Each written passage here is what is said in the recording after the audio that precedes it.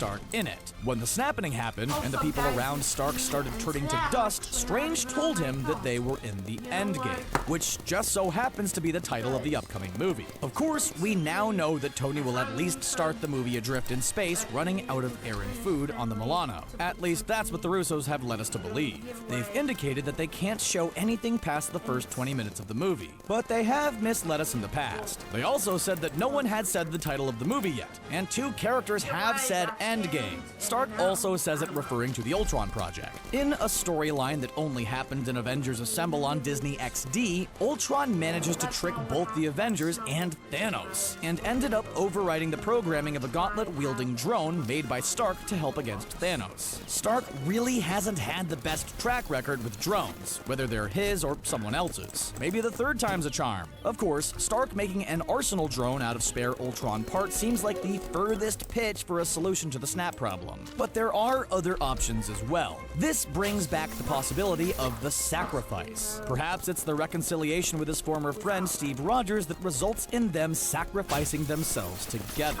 While Captain America might be the first Avenger, Tony Stark is the first in most fans' heart, since it was his movie that started the MCU in the first place. This wouldn't be the first time that Stark has been willing to make a one-way trip to save the Earth, having escorted the nuclear missile headed to New York to the Chitauri mothership in the first Avengers movie. Whatever the role he plays in Avengers Endgame is, Doctor Strange seems to think it's vital. But before you go, we have just one question for you. Do you love movies? Do you like watching videos about movies? Well, if that's the case, we got the perfect channel for you. Check out our brand new channel, Behind the Screen, for more awesome videos just like this one.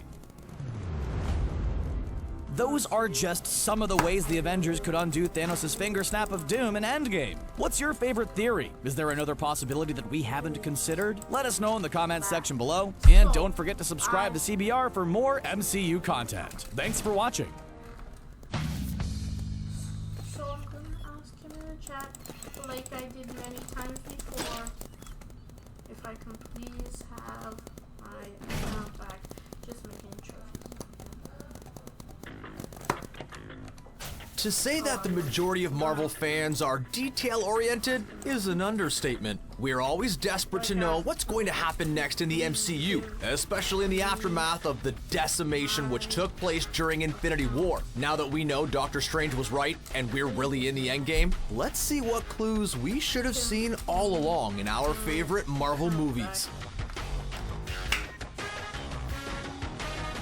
The great writer William Shakespeare once asked, "What's in a name?" Well, to be honest, if you're a Marvel fan, not much. While Marvel movie titles may be references to the comic books, there's usually only a really loose connection, if any, between them. Still, we can't stop grasping for any straws possible, so as soon as Avengers Infinity War wrapped up, we were desperate to know what the 4th Avengers movie would be called. There were a lot of false flags, and for a while, the rumor was that the movie would be called Avengers Annihilation, which of course made us think of the comic books, the villain Annihilus, and a whole host of other things that were ultimately incorrect. Then, when the movie trailer for the 4th Avengers movie finally dropped, we learned that the name of the movie is Endgame. Maybe a little anticlimactic, but really, we should have seen it coming. There were plenty of hints in the MCU over the years that Endgame would be, well, the name of the game. Although he's not technically an Avenger, Doctor Strange was a hugely important part of Avengers Infinity War. After all, in his titular movie, Doctor Strange learned to master the Eye of Agamotto, which contains the Time Stone. Mastering an Infinity Stone is no easy feat, and this one seems particularly useful in battle. During Infinity War, Doctor Strange told Tony Stark that he was willing to protect the Time Stone at all costs, even if it meant letting Tony and Peter Parker die. Pretty harsh, but at least the guy's honest. Later, Doctor Strange takes a peek at some 14 million odd futures across the multiverse and comes back with some bad news. There was only one single scenario in which they defeated Thanos, making the Mad Titan's victory seem like a sure thing. But even after his vision, When push came to shove, Strange ended up trading the Time Stone for Thanos, sparing Tony Stark. This was a big gamble, because Thanos could have just taken the stone and then crushed Tony, or Tony could have disappeared after the decimation. After Thanos takes the Time Stone, Doctor Strange remarks to Tony, "We're in the endgame now." There was a lot going on at this time, so these words didn't strike us as overly odd on the first watch, but why would he say that they're in the endgame now, as opposed to the entire rest of the movie when they were desperately trying to stop Thanos from acquiring the Infinity Stones? What was all that if not the endgame? Before he disappears, Doctor Strange tells Tony that there was no other way. Apparently, the fun didn't really get started until Thanos collected all of the Infinity Stones, and things are about to get real during Avengers Endgame. This isn't the first time we've heard a character talk about the Endgame in the MCU either. During Avengers Age of Ultron, we learned that the Battle of New York was a game changer as far as our heroes were concerned. It's safe to say the average citizen of New York was terrified when aliens started smashing up their city, but the event left our heroes pretty shaken too. Tony reveals that he'd been working on Ultron because that battle had been a huge wake-up call about just how crazy things could get and how ill-equipped even Iron Man is to deal with it. It's kind of ironic, and we're sure it's not a coincidence that the hero who was so scared of space is now stuck up there during the trailer for Endgame. When Tony is explaining his fears and limitations to his fellow Avengers, he says, "That up there, that's the Endgame. How are you guys planning on beating that?" And it turns out that Tony was right. The Endgame is coming, and that threat was something extraterrestrial. While it's easy to take a look at that scene and realize Tony was hinting the name of the fourth Avengers movie, something else significant happens during this scene. Captain America pipes up while Tony is speaking and says that they'll defeat their enemies together. When Tony asks what happens if that doesn't work, he confidently replies that they'll lose together. Tony Stark and Steve Rogers couldn't be more different personality-wise, but they've always had respect and even fondness for one another. Who among us wasn't heartbroken during Captain America's Civil War when Tony said that he thought Steve was his friend? We've seen so many crazy, over-the-top battles in the MCU, but seeing Tony and Steve pummeling each other was just painful to watch. Although Helmut Zemo did succeed in tearing apart the Avengers, there was no doubt that Steve and Tony weren't quite enemies just yet. One thing that Tony and Steve do have in common is that they take being a superhero very seriously, and they put themselves at risk to save others without a second thought. We all know that Endgame is supposed to be a game-changing movie to usher in a new phase of Marvel movies. We'll be getting new characters like Captain Marvel, established character Black Widow is getting her own movie, and things are really getting shaken up. Many fans believe that not all of our beloved heroes will live to see the world past Endgame, and Steve and Tony are frequently mentioned as those who might be sacrificed. Since this Age of Ultron scene hinted at the name of the fourth movie, it's not too crazy to think there may be other clues in here as well. When Steve says that he and Tony will fight together and die together, could this foreshadow that the Avengers could lose both Captain America and Iron Man during Endgame? As much as we hate to say it, this doesn't seem implausible. The Soul Stone is going to demand a sacrifice one way or another, and that's not even taking into account all of the various ways someone could end up losing their life. In addition to all of the changes in the MCU, there's the whole Disney-Fox merger, which means that characters like the X-Men, the Fantastic Four, and even Deadpool will likely be incorporated into the universe. Too many characters can put a strain on a movie, we're looking at you, Infinity War, or even a universe. By removing two heavy hitters who have already had their share of standalone movies, it would make way for the deluge of new characters that is on its way. Tony and Steve may end up dying together during Endgame just from a practical standpoint, let alone a story-driven one. There was also one final hint that the movie would be called Endgame,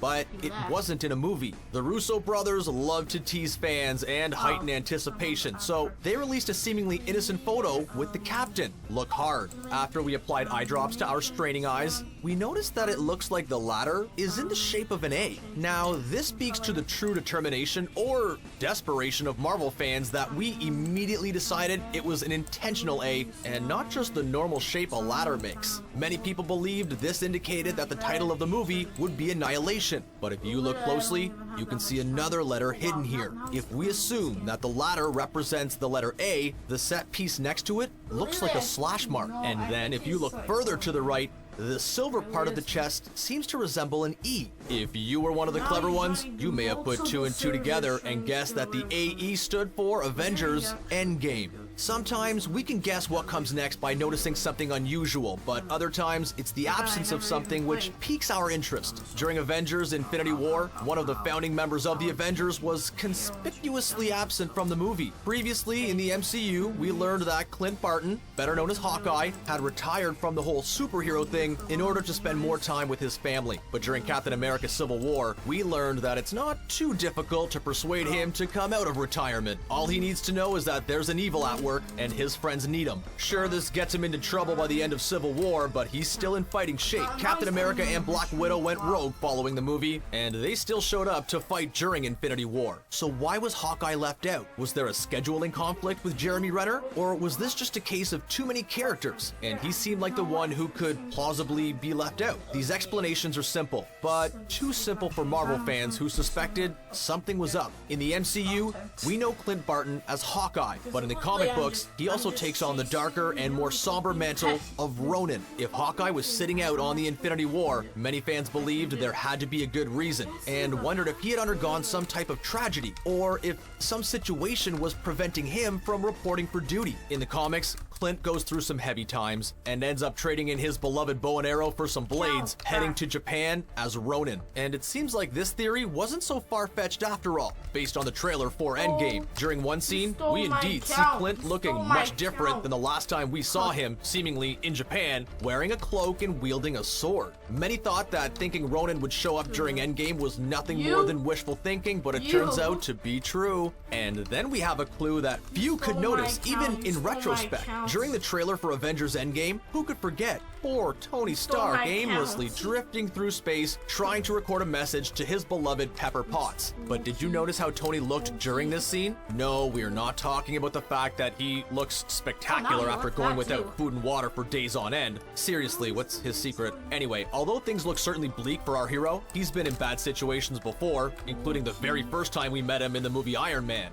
We know it seems like an eternity ago now, but there was a time before the MCU's Tony Stark had donned his Iron Man armor, and he ended up imprisoned by a group of bad guys. During this stressful time, we saw Tony wearing a remarkably similar shirt to the one he's wearing in the Endgame trailer. Now, it could be that Tony just happens to wear a lot of black tank tops, but we don't think it's so simple. It's likely this wardrobe callback was meant to drive home the point that Tony is a prisoner and in a very dangerous situation. When most people think of Thanos, it's easy to picture him tearing his way through the universe like we saw him do during Infinity War. After all, the Mad Titan had been teased for a long time, and we knew he was up to no good. It became clear he would do whatever it takes to get his hands on the Infinity Stones, and wouldn't let anyone stand in his way. But by the end of the movie, he was seemingly less enthusiastic than he once was. Maybe it was watching the loyal members of his Black Order fall in battle one by one, or it could be the fact that he threw his favorite child off a cliff. Being the favorite child of Thanos is a really dubious honor, by the way. Regardless of just what bummed him out so much, the Thanos we saw at the end of Infinity War was very different from the one we'd come to know and fear over the years. When he journeyed into the Soul World and met with painfully cute little Gamora, she asked him what his victory had cost him,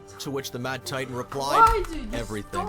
Non-comic book fans may have believed that Thanos was exaggerating and would soon pull himself out of this funk, but comic book fans have seen despondent Thanos before, and we knew what came next. If you thought we were joking when we said Thanos was going to follow his actions during Infinity War by becoming a farmer, that joke's on you. We weren't sure if Farmer Thanos was going to make an appearance during Endgame, but the end of Infinity War made us think that it could happen. Now, it seems clear that this was intended to be one of the few parts from the comic books which will be incorporated into the MCU. At least Farmer Thanos is better than the Thanos helicopter. We'll take what we can get at this point. In the comic books, after Thanos collects all of the Infinity Stones and uses them, he gets a bit full of himself. So much so that he ascends to a higher level of being, giving Nebula the chance to steal the Infinity Gauntlet for herself and giving our enemy someone else to fight with. It seems like there aren't any clues in the comics for what'll happen at the conclusion of the Endgame movie, but we're going to read them again, just in case. Are you an eagle-eyed Marvel movie fan? Which of your Endgame predictions came true? Are there any details that we may have missed? Share your ideas with us in the comments section below, and don't forget to subscribe to CBR for more great MCU videos like this one. Thanks for watching. Like, literally, I have roblox. Just going on one machine. Oh my god. Okay. So literally, if I get my account back, I'm stealing it. But no, I can't steal my account. Avengers Endgame wrapped up a decade of character development, storylines, and major world-changing events in the Marvel Cinematic Universe. But it left some audience members scratching their heads trying to figure everything out. There was a lot of time traveling that took place in the movie, which complicated things. Many viewers had trouble keeping up with all the time jumps or had no idea what actually happened to Loki, among other things. It's time to break down the time travel mechanics of Endgame, and also take a look at how it could impact Marvel movies from Phase 4 and beyond.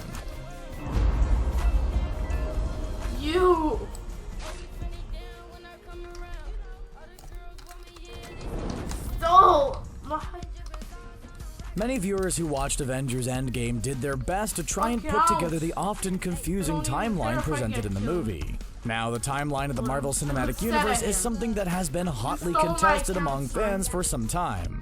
Even Marvel Studios has made its fair share of mistakes on more than one occasion, like when the title card of Spider-Man Homecoming said the movie took place 8 years following the Battle of New York from the Avengers, which took place in 2012. Which would have put Homecoming in 2020, or 2 years following Avengers Infinity War.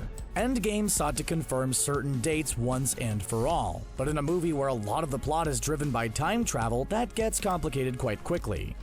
Despite what Homecoming led viewers to believe, Endgame confirmed that the events of Infinity War happened in the year 2018. That is when the decimation happened, wiping out half of all life in the universe and stranding Scott Lang in the quantum realm as seen in the mid-credits scene of Ant-Man and the Wasp. It starts out following the events of Infinity War, which left Tony Stark and Nebula on Titan after their companions were decimated.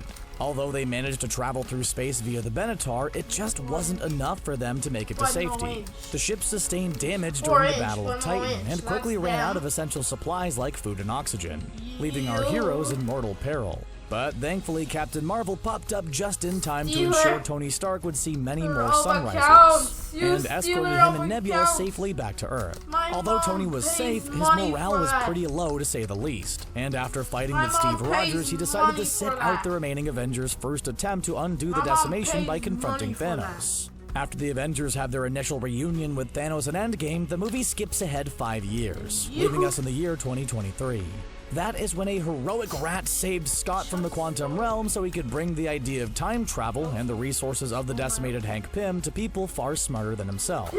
That is when things start to get really tricky. Smart Hulk and Tony Stark, who is now on board with undoing the decimation, manage to figure out how to travel through time. In broad strokes, their plan is pretty simple. Travel back to important moments in the MCU timeline and collect the Infinity Stones, bringing them back to present-day 2023 and using them to undo the decimation. A team consisting of Tony Stark, Steve Rogers, Smart Hulk, and Scott Lang head back to the Battle of New York, which, as we mentioned earlier, takes place in the year 2012, or 11 years prior to present-day MCU. Captain America is both able to reclaim the scepter containing the Mind Stone and delight comic book fans with his Hail Hydra reference fairly easily. Bruce Banner receives the Time Stone from the Ancient One after going through a lesson on the dangers of time travel that we'll talk about in more depth later. At first, she's resistant to handing it over and smacks Smart Hulk right into Bruce Banner when he tries to take it. Ultimately, what manages to convince her is the fact that Bruce reveals Doctor Strange gave up the Time Stone to save Tony Stark. At this time in 2012, Doctor Strange was still a surgeon and not a sorcerer, but the Ancient One clearly knew who he was. Before she perished during the Doctor Strange movie, she admitted she had looked into the future but couldn't see past her own demise. So she really put all of her eggs in the Doctor Strange basket. Things are ultimately resolved peacefully with the Ancient One, but when Tony and Scott try to get the Tesseract, things took a turn for the worse. The Tesseract contains the Space Stone that can transport the user away from their current location whether they want to leave or not. Despite their best efforts, Tony and Scott not only fail to obtain the Tesseract, but it ends up in the hands of Loki, who promptly uses it to disappear.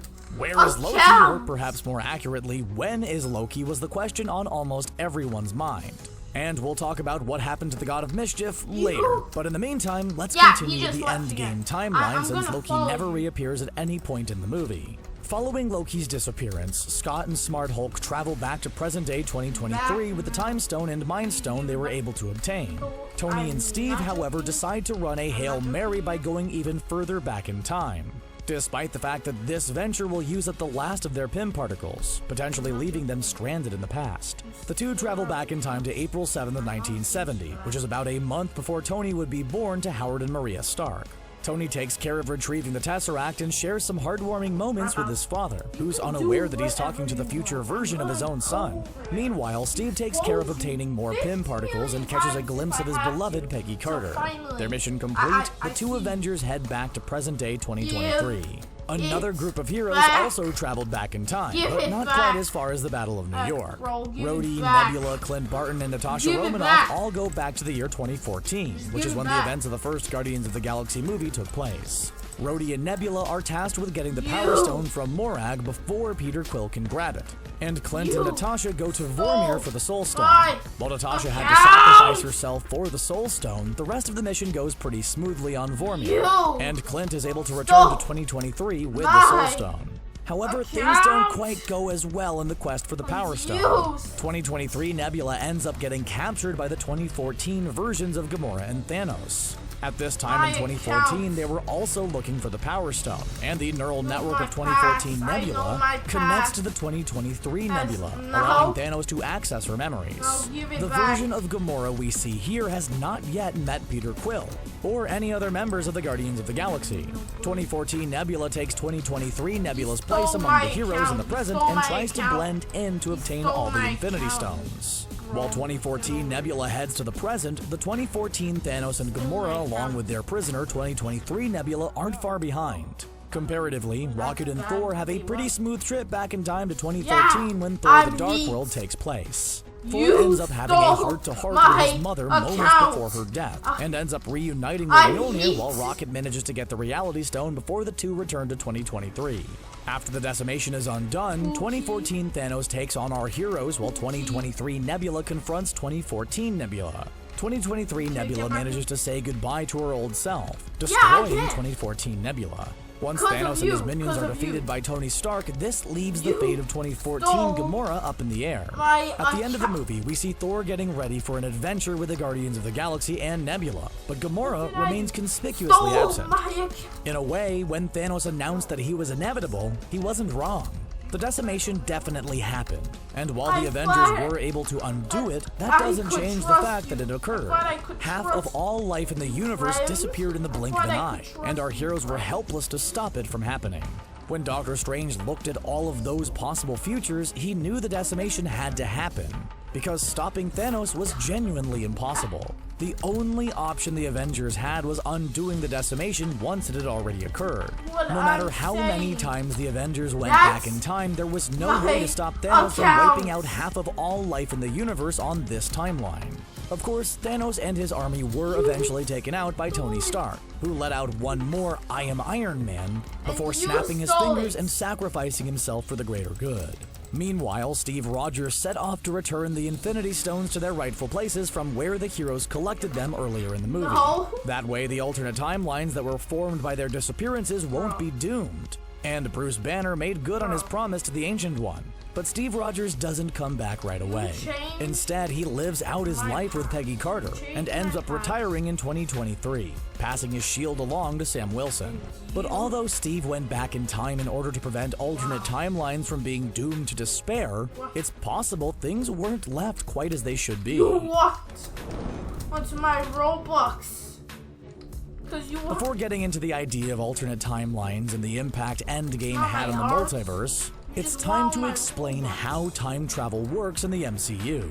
Time travel in Endgame works much differently than in other time travel movies, like Back to the Future, for example. In that franchise, interfering in the past affects the present day, but in the MCU, things work much differently when it comes to moving through time. Essentially, no matter how badly someone messes up the past, it can't impact the future. The butterfly effect doesn't exist in the MCU, which can be confusing because it goes against what a lot of pop culture has told us about time travel. Just think about how the Avengers went back in time to collect the Infinity Stones. If time travel worked in a linear way, this would have prevented Thanos from ever getting his hands on them and causing the decimation in the first place. But that didn't happen. Even though the Avengers snatched up the Infinity Stones before Thanos could on this timeline, Thanos still got them and caused the decimation, meaning our heroes had to use the Infinity Stones to undo it. Rhodey suggested going back in time and taking out Thanos when he was a baby, but in addition to the moral quandary of that scenario, it wouldn't actually improve their situation in this version of 2023. That's because unlike in Back to the Future, taking the stones didn't impact the present day on this one particular timeline we're following the Avengers on. The real problem occurs on other timelines. When Bruce Banner tries to get the Time Stone from the Ancient One, she's understandably reluctant to hand it over. But it isn't because it's an ancient and unimaginably powerful artifact. It's actually because Bruce is a total stranger to her. She explains that removing an Infinity Stone from its proper place in time would create a brand new alternate timeline. And without an Infinity Stone, the future of that timeline would be in bad shape. If she gives up the Time Stone, Doctor Strange wouldn't be able to use it to fight against Caecilius and Dormammu in the new timeline in 2016 when the Doctor Strange movie takes place. This is the reason why Steve goes back in time to put the Infinity Stones back where they belong. He does so in order to prevent a host of doomed alternate timelines from popping up. When talking about the concept of time travel, we heard Tony Stark mention the name David Deutsch. David Deutsch is a physicist who came up with the many worlds theory, or the multiverse theory. Essentially, this means that our universe is just one of many parallel universes. Changing something in the past doesn't affect your main timeline, but it causes a new timeline to branch out. Tony also throws out some more concepts like the Planck scale, eigenvalues, and the EPR paradox, which are all important theories that revolve around time travel. One of the most popular theories ever created is Einstein's theory of special relativity. According to this theory, space and time exist in a single continuum. Space has three axes, x, y, and z, which is why objects exist in 3 dimensions. This means the space-time continuum exists in 4 dimensions, 3 for space and 1 for time. It's possible to flatten a 3D object into 2 dimensions. Just think about drawing a 2D picture of a globe. So therefore, it's possible to represent space-time in 2 dimensions as well. This is something we saw Tony running simulations of using a Mobius strip, which is a 3D shape with a single side. Using quantum tunnels, Tony is then able to move from point A to point B along this version of the space-time continuum. Although this is a new thing for the MCU, it's something comic book fans are quite familiar with. The main comic book universe is Earth 616, also known as Earth Prime, and it's where many of the comic book storylines take place. But it's not any more real than any of the other universes. For instance, Earth 1610 is the ultimate Marvel universe, and it's just as valid as Earth 616. In Spider-Man Far From Home, Quentin Beck claims to be from Earth 833, which was a universe in the comic books before it was destroyed. This universe was the home of William Braddock, or Spider-UK, a combination of Spider-Man and Captain Britain. In the comic books, these universes can be destroyed, or worse. There's also Earth 2149, where a zombie plague takes over humanity, so it's clear why the Ancient One was so hesitant to create an alternate timeline by allowing Bruce to take the Time Stone. She doesn't want any timeline to end up like Earth 833 or Earth 2149 in the comics. We know this can get a bit confusing, but perhaps the best example of the lack of a butterfly effect in the MCU is the fact that present-day Nebula takes herself out and yet still manages to exist. If the MCU was playing by other rules, 2023 Nebula destroying 2014 Nebula would have caused 2023 Nebula to cease to exist. Yet she's very much alive at the end of the movie. As Hulk explains in the film, if you travel to the past, that past becomes your future, and your former present becomes the past, which can't now be changed by your new future.